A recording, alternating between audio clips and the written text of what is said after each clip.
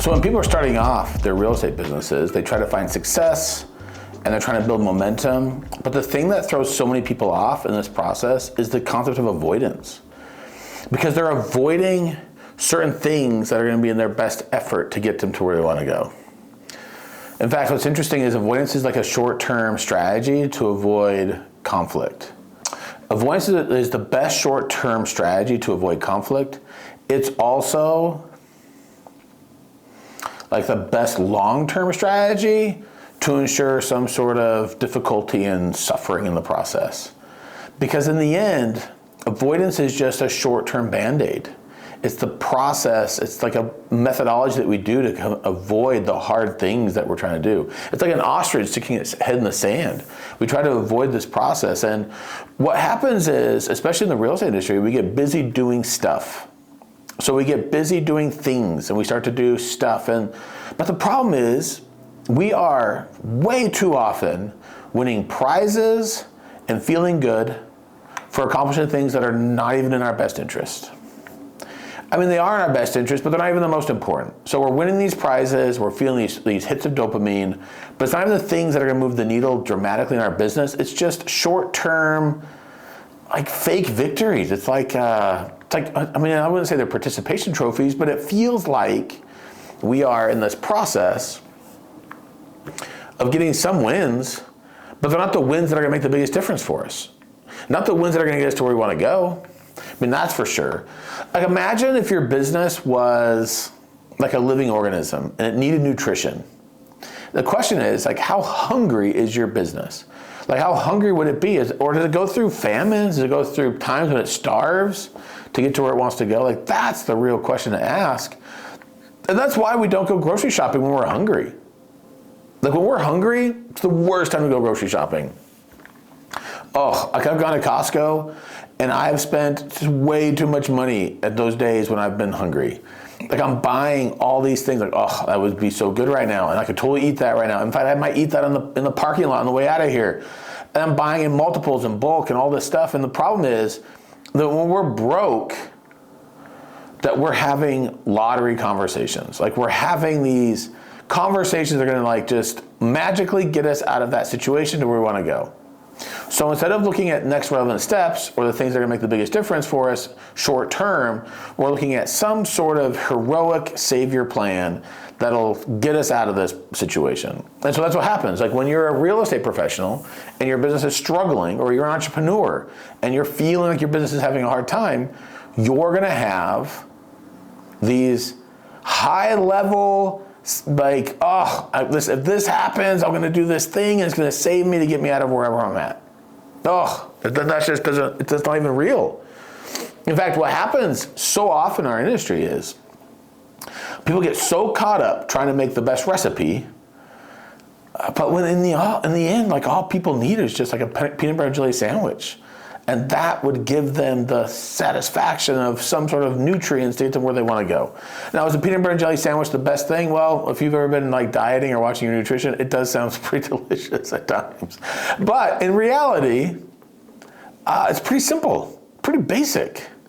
But too often we get so caught up with creating this like gigantic thing. We're trying to make this like huge thing happen, and we need to make, like, we want like this like Michelin 3-star experience. But we're starving, and like ramen noodles would be enough, like to get us to the next stage. But we're like, we digress and we get distracted and we try to make this huge thing, and working on this like amazing recipe. But it's not that. That's not even the thing.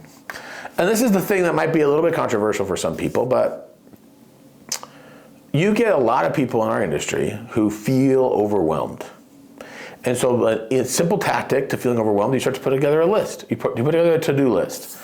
But a to-do list often is just a list of a bunch of procrastination items. It's a bunch of things that are just empty calories for your business to really get to where you want to go. Now, you might challenge that and say, no, these are things. I need to do this stuff. Like, I need to have these. These are important things. But what happens is they're good things. They're not great. It's not the thing that'll make the biggest difference in your business. No, because that thing doesn't make your to-do list. Nope. It's unspeakable. You don't even want to talk about it. It's like my mentor Kevin Nations. He used the example of Beetlejuice. It's like a Beetlejuice. Like you don't even want to say the name 3 times because it might appear. It's like a Voldemort. It's like the boogeyman. You just don't want it to be. You just don't want to bring it to life by giving it any voice. Like you just don't even talk about it. So the thing that'll make the biggest difference in your business is the thing that you avoid and won't even talk about and will not put on a to-do list. That's the thing that will make the biggest difference for you. So the concept simply is, what would it take to get my business to the next place? Well, you're gonna put together a to-do list. You're gonna put together a bunch of little things that are a bunch of distractions and little dopamine highs. Cause like, I did this thing, like I worked on my email signature on my email and I redid a fax cover sheet. Like nobody needs a fax anytime soon, but I'm gonna do a fax cover sheet just in case I have to do that. In fact, I'm gonna work on my multiple social media accounts. I'm gonna dial this in and dial this in and dial it. It's exhausting. It's exhausting. And you're going to do a couple things and feel like you're making dramatic progress. In the end, it doesn't even matter because you're not doing the thing that'll make the biggest difference in your business. You don't even want to talk about it. And we're not even going to talk about it right now because you don't even want to hear it. And you know what it is. Of course you know what it is. It's the thing that you do not want to do the most. It's the thing that you push back on. It's the thing that you're like, no, there's got to be another way to do it. There's got to be a shortcut. I'm not going to do that thing because there's like, that's old school. That's like, no, I'm new. I'm a new agent in the new millennium in the new marketplace, and like, I'm not going to do that. Whatever. You're trying to cross a chasm, trying to find some like fancy shortcut. When in the end, the bridge is always the same. It's creating conversations. It's creating value in the marketplace and being able to be proactively connecting with people. And you're like, no. I want to be all reactionary. You have to do proactive efforts. You have to be proactive. It's just how it works. That's the thing that'll make the biggest difference in your business. But now I get it. Like you're gonna hear this and you're gonna look at it like, I'm not doing that. I'm not gonna follow. Like, fine, don't do it then.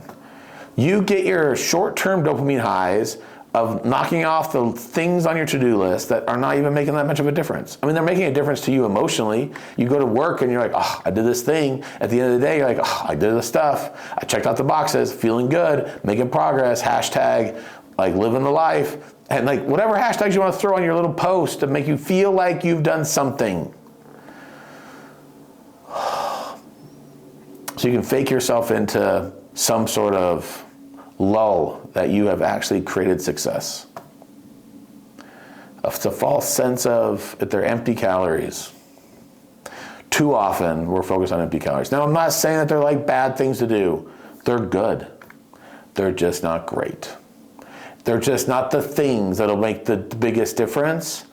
And so we get caught up doing good job, good work, good things. You're doing great. You're doing good. You're doing good. Good. And there, after a while, you should be ticked by being good. Ticked that you are just good because you won't do the great. You won't step into the stuff that makes you great because that's the stuff that's a difference maker. But you can be good. There are a lot of good people out there. A lot of good people. Good boy. Good girl. Pat you on the head. Good job. Good job. That should feel condescending. That should feel like you're playing small. And it is. It is playing small when you're just doing good stuff. To do the great things, you've got to step into the uncomfortable. That's the difference maker.